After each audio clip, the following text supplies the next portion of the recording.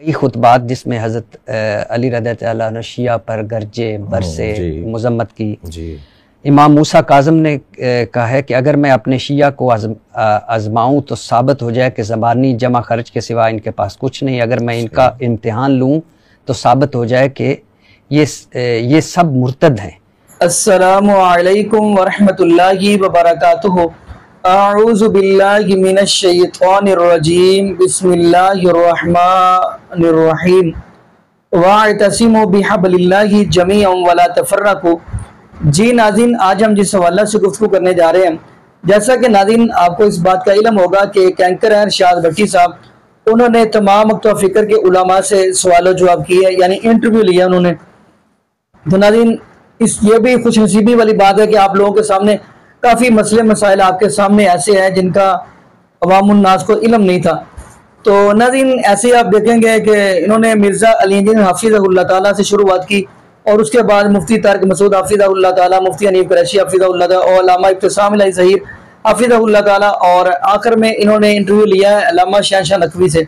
تو ناظرین علامہ شہنشاہ نقوی سے جو انہوں نے سوال کیے ہیں، یقین مانے کمال کے کیے ہیں. اب علامہ شہنشاہ نقوی سے انہوں نے ایک سوال یہ کیا کہ آپ کا جو مسلک شیعہ ہے یہ کس نے نام رکھا ہے. اب آگے سے ان کی بھی بات سن لیں. وہ آگے سے کہتے ہیں یہ نام نبی پاک صلی اللہ علیہ وآلہ وسلم نے رکھا ہے. میں چاہتا ہوں پہلے آپ کو ناظرین ارشاد بھٹی کی زبانی وہ سوال سنواؤں، اور نقوی صاحب کی زبانی آپ کو وہ جواب سنواؤں، پھر انشاءاللہ ناظرین اسی والا سے ہم بھی ایک دو آیات پڑھیں گے. تو آگے ناظرین مل کے گفتگو سنتے ہیں. میرا پہلا سوال ہے کہ یہ شیعہ مسلک یا شیعہ فرقہ کب وجود میں آیا؟ بسم اللہ الرحمن الرحیم. شیعہ مسلک کی بنیاد رسول اللہ صلی اللہ علیہ وآلہ وسلم نے ڈالی کہ جب آپ نے ارشاد فرمایا یا علی انت و شیعتک ہم الفائزون. 80 حدیثیں میں نے علماء اہل سنت کی کتابوں سے جمع کی تھیں، اور اب تو بہت بڑی تعداد میں علماء اہل سنت نے اس موضوع پر کام کیا ہے، کتابیں لکھ ڈالی ہیں. خاص طور پہ ابھی پچھلے دنوں جو پنڈی اسلام آباد کے ایک بزرگ عالم دین نے کتاب لکھی ہے کہ اہل سنت حدیثوں کی کتابوں میں، احادیث کتب اہل سنت میں، کتب احادیث اہل سنت میں شیعہ روات، شیعہ راوی جو نبی مکرم سے روایت لیتے ہیں، سرکار دو جہاں سے حدیث سنتے ہیں اور وہ پھر اس کو نقل کرتے ہیں. اور جس حدیث کا راوی شیعہ ہے اور وہ نبی سے سن رہا ہے تو اس کا مطلب ہے کہ یہ لفظ شیعہ، اس کی شناخت، اس کا عنوان، اس کی پہچان بے حیثیت شیعہ وہ رسول اللہ کے زمانے سے تھی اور مولا علی کے زمانے سے تھی. تو میرا ہی نہیں بلکہ ہمارے تعلیمات کا یہ دعویٰ ہے کہ شیعہ عنوان جو ہے وہ نبی کے زمانے سے ہے. سرکار نے فرمایا یا علی انت و شیعتک ہم جیرانی فی الجنہ. میں اب یہ حدیثیں پڑھ رہا ہوں آپ کے سامنے، یہ کتب اہل سنت میں لکھی ہوئی ہیں.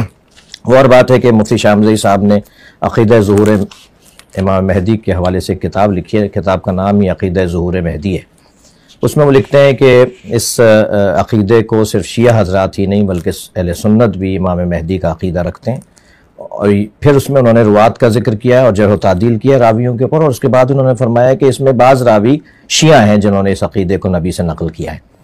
تو پھر وہ لکھتے ہیں کہ ہاں یاد رہے کہ آج کا شیعہ اور اس وقت کے شیعوں میں فرق ہے. تو یہ ایک علیحدہ بحث ہے کہ آپ ظاہر ہے ہر شیعہ، ہر سنی، ہر مسلمان، ہر انسان ہی مختلف ہوتا ہے، کوئی کسی جیسا نہیں ہوتا.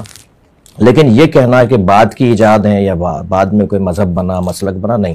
ہمارا دعویٰ ہے کہ سب سے پہلا عنوان ایک اچھا مسلمان، ایک بہترین اسلام کی تصویر تشیع ہے.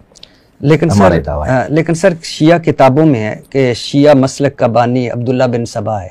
میں ابھی آپ کو بتاتا ہوں کہ نامور شیعہ مورخ ابو عمر بن عبدالعزیز الکشی اپنی کتاب میں معرفت الناقلین عن الائمۃ الصادقین جو المعروف رجال الکشی میں لکھتا ہے کہ عبداللہ بن سبا یہودی تھا. وہ مسلمان ہوا، حضرت علی سے رضی اللہ تعالیٰ عنہ سے اظہار محبت کرنے لگا.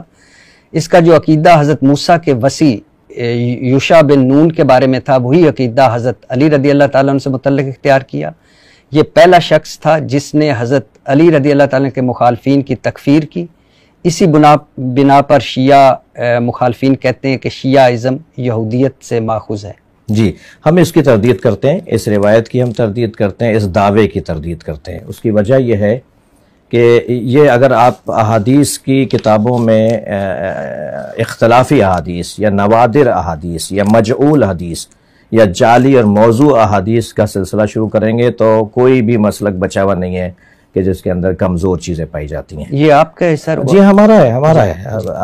آپ ہمیں بحر النوار کا بھی حوالہ دے سکتے ہیں، مگر میں تو آپ کو اپنی ان کتابوں کی طرف توجہ دلاؤں گا جس میں عبداللہ ابن صباح کو امام علی علیہ السلام نے جلانے کا حکم دیا، زندہ جلانے کا. جی میں اگر نامور جو شیعہ مورخ ہے، شیعہ جید عالم ہے، علم الکلام کے ماہر اور فلسفی ہیں، ابو القاسم حسین بن روح نوبختی اپنی کتاب فرقہ الشیعہ میں لکھتے ہیں کہ عبداللہ بن صباح حضرت ابو بکر، حضرت عمر رضی اللہ تعالیٰ عنہ، حضرت ابو بکر رضی اللہ تعالیٰ عنہ، حضرت عثمان رضی اللہ تعالیٰ عنہ، دیگر صحابہ پر تان و تشیع کا آغاز کرنے والوں میں سے تھا. اس نے لوگوں کو کہا کہ حضرت علی رضی اللہ تعالیٰ نے اسے ایسا کام کرنے کو حکم دیا. حضرت علی کو پتہ چلا تو آپ نے اسے گرفتار کرنے کو حکم دے دیا. اسے گرفتار کر کے لایا گیا. اعتراف کرنے پر حضرت علی نے اسے قتل کرنے کو حکم دیا، مگر لوگوں نے کہا کہ امیر المومنین ایسے شخص کو قتل نہ کریں جو اہل بیت سے محبت کی طرف لوگوں کو بلاتا ہے، جس پر حضرت علی رضی اللہ تعالیٰ نے اسے جلا وطن کر کے ایران کے شہر مدائن کی طرف بھیج دیا. جی ہمارا یہی کہنا ہے کہ یہ شخص ضرور تھا، ایک وجود ہے اس کا، مگر نہ ہماری کسی کتاب میں، یعنی میں موٹی دلیل دے رہا ہوں، اگر عبداللہ ابن صباح ہمارا بانی ہے تو ہم اسے حدیثیں لیں نا، ہم اسے روایات کو نقل کریں نا. ہماری کسی معتبر خاص طور پہ عقائد کی کتابوں میں اور احکام کی فقہ کی کتابوں میں عبداللہ ابن صباح سے کوئی روایت نہیں لی جاتی. نوبختی کے مطابق یہ یہودی تھا اور اسلام قبول کر کے علی رضی اللہ تعالیٰ کا معتقد ہو گیا، اور یہ پہلا شخص تھا جس نے حضرت علی کی امامت و ولایت کی فرضیت اور آپ کے دشمنوں سے برائت کا عقیدے کا پرچار کیا. یہ دعویٰ ہے نا، دیکھیں یہ دعویٰ ہے ان کا. نوبختی آپ کا بہت نہیں، بڑا. ہمارا ایک عالم تو دعویٰ نہیں کرے گا، ہمارا ایک عالم تو ہمارا مذہب بیان نہیں کرے گا. جمہور ہمیشہ بیان کرتے ہیں، اکثریت علماء کسی مذہب کے مسلک کے اس مذہب اور اس مسلک کی نمائندگی کرتے ہیں. ایک بات. دوسری بات یہ کہ ایک عالم نے نہیں، میں تو ابھی اگر آپ اس طرح سے گفتگو کریں گے تو تحریف قرآن کی آپ میرے ہاں لے آئیں گے روایات کے آپ کے ہاں محدث نوری نے قائل ہوئے ہیں کہ قرآن میں تحریف ہے. ٹھیک ہے، تو میں 4 حوالے آپ کو دے دوں گا کہ اہل سنت کے علماء نے بھی تحریف کی گفتگو کی ہے. حضرت صحابہ اکرام میں بعض شخصیات قرآن کی بعض آیات کے جو ہے وہ زیادہ ہونے اور کم ہونے کے دعوے دار ہیں. ایسا نہیں ہوتا. اصل میں یہ ہوتا ہے کہ اس وقت فرض کریں کہ عالم تشیع، آج کے عالم تشیع، آپ اس وقت عالم تشیع کیا عبداللہ ابن صباح کو آن کرتا ہے؟ عبداللہ ابن صباح کو ہم آن نہیں کرتے، ہم اس سے دین نہیں لیتے، ہم اس کی مذمت کے قائل ہیں، ہم اس کی لعن کے قائل ہیں، ہم اس کی لعنت کے قائل ہیں. کبھی کبھی ایسا ہوتا ہے کہ کسی مذہب کا بانی اس کے مذہب کے ماننے والے اسی کے اوپر لعنت کرتے ہوں، ہم یکسر اس کو مسترد کرتے ہیں، اس کو ضال اور مضل سمجھتے ہیں. ائمہ اہل بیت نے اس کی مذمت کی ہے. مولا علی کا جو آپ نے واقعہ سنایا، اس کے علاوہ بھی ائمہ اہل بیت نے امام علی نقی علیہ السلام سے، امام جعفر صادق علیہ السلام سے روایات ہیں. ہمارے ہاں اس شخص کی سب سے موٹی بڑی دلیل یہ ہے کہ ہم اس سے دین نہیں لیتے. ہمارا اگر بڑا ہوتا، ہمارا اگر سربراہ ہوتا تو ہم اس سے دین لے رہے ہوتے، ہم اس سے مذہب اور دین نہیں لیتے. سر شیعہ مسلک کے کتنے فرقے ہیں؟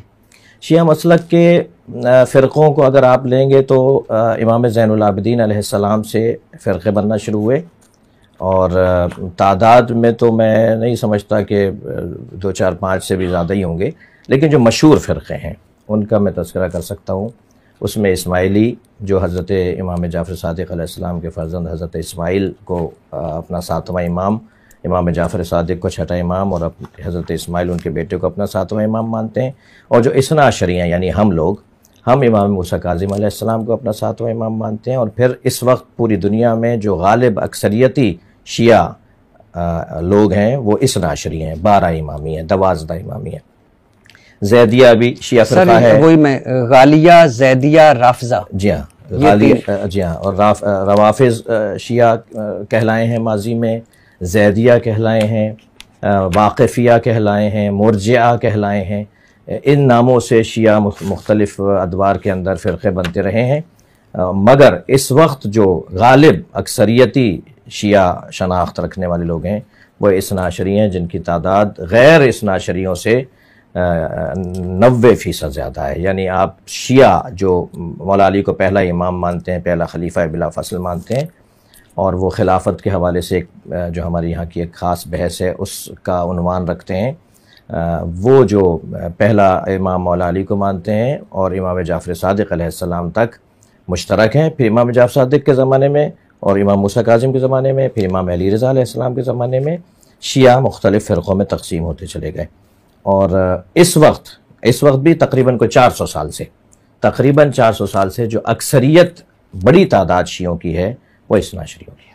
اچھا سر، شیعہ میں نہج البلاغہ پڑھ رہا تھا اور آپ کی کتابیں پڑھ رہا تھا کہ جہاں شیعہ حضرت علی رضی اللہ تعالیٰ عنہ نے شیعہ کی بہت تعریف کی، اپنے شیعہ کے بہت سراہا، وہاں نہج البلاغہ میں کئی خطبات جس میں حضرت علی رضی اللہ عنہ شیعہ پر گرجے برسے مذمت کی۔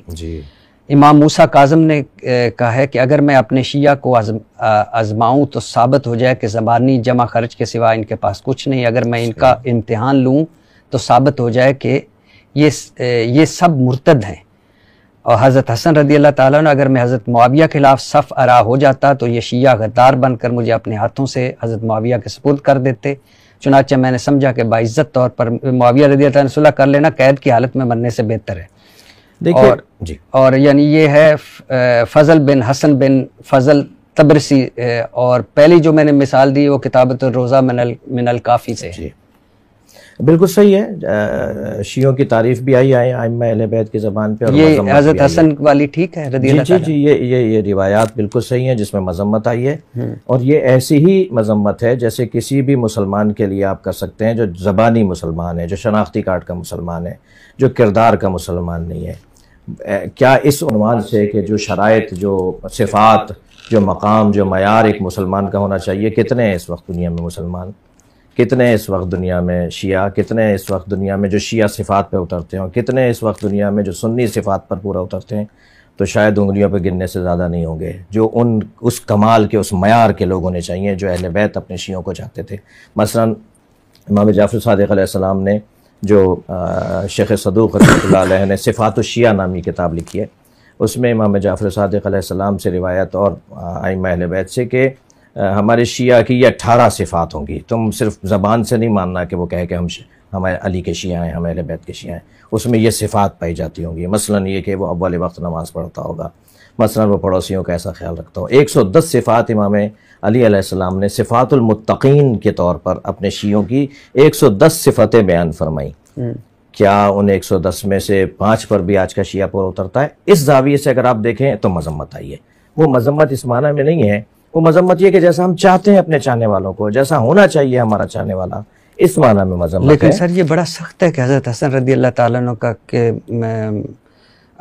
اگر میں حضرت معاویہ رضی اللہ تعالیٰ عنہ کے خلاف صف آرا ہو جاتا تو یہ شیعہ غدار بن کر مجھے اپنے ہاتھوں سے حضرت معاویہ رضی اللہ تعالیٰ عنہ کے سپرد کر دیتے، چنانچہ میں نے سمجھا کہ باعزت طور پر معاویہ رضی اللہ تعالیٰ عنہ صلح کر لینا قید کی حالت میں مرنے سے بہتر ہے۔ یہ تو آپ ایک تاریخی بات کی طرف اشارہ کر رہے ہیں نا کہ ایسا کیوں ہوا تھا، کیونکہ خریدے گئے لوگ، کیونکہ ڈرایا گیا لوگوں کو، کیونکہ ان کو لالچیں دی گئیں۔ خود امام حسن علیہ السلام کو زہر دینے والی ایک خاتون ہے جو آپ کے گھر کی، آپ کی زوجہ ہیں، جی، اس کو لالچ دی گئی تھی کہ یزید سے تمہاری شادی کریں گے، تم زہر دے۔ تو اس کے بعد جو محمد ابن اشعث نے لا کے وہ زہر دیا، شام سے زہر آیا، پوری ایک داستان ہے۔ ایسا جب ماحول ہو جائے اور لوگوں کو، یعنی گھر میں جب امام تنہا ہوں تو شیعہ اگر ساتھ نہیں دے رہے تھے اور وہ بک رہے تھے اور وہ مثال کے طور پہ ڈر رہے تھے اور وہ خوف کا شکار ہو رہے تھے، تو یہ تو بہت بڑی آزمائش ہے۔ میں اور آپ بھی اگر اس دور میں ہوتے، پتہ نہیں کس خیمے میں ہوتے، بہت مشکل دور تھا۔ تو ایسے دور میں لوگوں کا ساتھ چھوڑ کے چلے جانا یا تنہا کر دینا اور پھر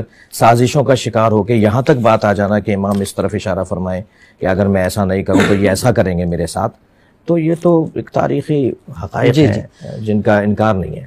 سر ایک میرا سوال ہے اور میرے ذہن میں اکثر آتا ہے کہ جو کچھ آج آپ لوگ کر رہے ہیں، کیا یہی ائمہ اہل بیت کی تعلیمات؟ جی ناظرین، آپ نے یہ ویڈیو مناظرہ فرمائی، تو ناظرین ہم قرآن پاک کی صرف ایک آیت آپ کے سامنے پڑھیں گے، پھر اس آیت کا ترجمہ دیکھیں گے۔ تو ناظرین یہ سورۃ الانعام کی آیت، قرآن کہتا ہے ان الذین فرقوا دینہم وکانوا شیعا لست منہم۔ اس آیت کا ترجمہ یہ ہے کہ جن لوگوں نے اپنے دین کو ٹکڑے ٹکڑے کر دیا اور کئی فرقے بن گئے، تجھ کو ان سے کوئی غرض نہیں۔ تو ناظرین اگر یہی معنی لینا ہے شیعہ کا، اگر یہی معنی لینا ہے، میں پھر کہہ دوں اگر یہی معنی لینا ہے جو میں نے قرآن پاک کی آیت پڑھی ہے، تو پھر شیعہ کا معنی یہ بنتا ہے پھر شیعہ دین کے ٹکڑے ٹکڑے کرنے والے ثابت ہوئے، یہ قرآن نے کہہ دیا ہے۔ باقی ناظرین جب کہ قرآن نے یہ بات کہہ دی وَاعْتَصِمُوا بِحَبْلِ اللَّهِ جَمِيعًا وَلَا تَفَرَّقُوا، اللہ کی رسی کو مضبوطی سے پکڑ لے، فرقہ واریت کے اندر نہ پڑے۔ ناظرین جب کہ ہمیں قرآن نے مسلمان کہا ہے، سورہ یوسف دیکھیں فرمایا توفنی مسلما والحقنی بالصالحین، نبی یوسف علیہ السلام کہہ رہے اللہ اس حالت میں اپنے پاس بلانا کہ میں مسلمان ہوں۔ پہلا سپارہ دیکھیں گے اذ حضر یعقوب الموت اذ قال لبنیہ ما تعبدون قالوا نعبد الہک والہ آبائک ابراہیم واسماعیل، نبی یعقوب علیہ السلام آخری وقت رب العالمین سے ملاقات کرنے لگے اور اپنے بیٹوں سے کہنے لگے آپ میرے بعد کس کی عبادت کرو گے؟ سارے کہتے ہم ایک اللہ کی عبادت کریں گے، اور آگے کیا فرمایا وَنَحْنُ لَهُ مُسْلِمُونَ، اس عالم دنیا جائیں گے کہ ہم مسلمان ہوں۔ باقی ناظرین یہاں پہ ہم دعا کرتے ہیں اللہ پاک ہمیں نبی پاک صلی اللہ علیہ وآلہ وسلم کی شریعت کے مطابق زندگی گزارنے کی توفیق دے، اور اللہ پاک ہمیں 5 وقت کا پکا اور سچا نمازی بنا دے، اور جتنے بھی بے اولاد جوڑے ہیں اللہ پاک سب کو نیک نورینہ صحت تندرستی والی ایمان والی لمبی زندگی والی اولاد عطا فرما دے۔ جزاکم اللہ خیرہ، احسن الجزاء، السلام علیکم ورحمۃ اللہ وبرکاتہ۔